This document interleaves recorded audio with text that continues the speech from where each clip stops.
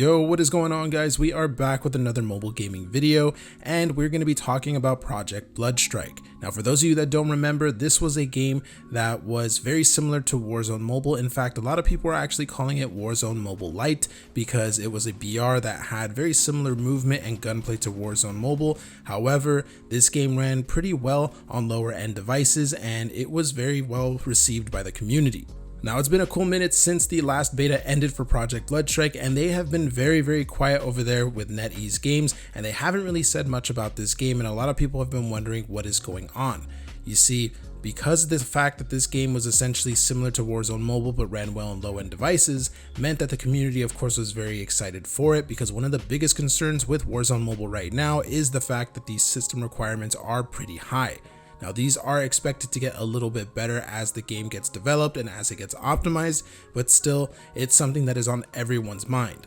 So anyway, with Project Bloodstrike, I know the number one question that people have right now is when are we going to be able to play the game again? Whether that be in a beta test or the full global release, when will we be able to get our hands on this game?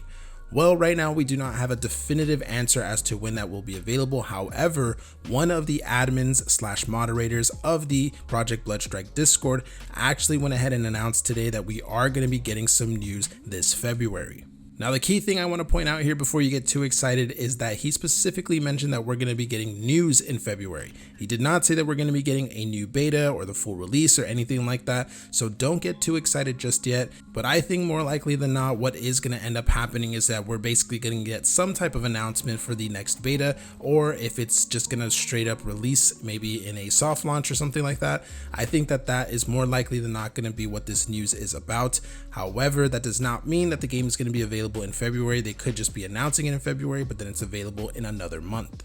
But either way, this is really good news because a lot of people were worried that maybe with the release of Warzone Mobile being in 2023, that maybe this game was shelved or just canceled or something like that. But if one of the admins / moderators of the Discord is going on record and saying that we're going to be getting some type of news, then this is obviously a good thing. This means that the game is still in development, that they still plan on releasing this, and that is of course good for everyone.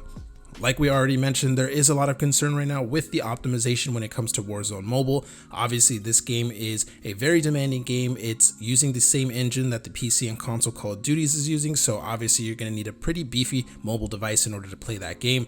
And so a lot of people are concerned that they're not going to be able to run Warzone Mobile, so it is nice to have other options.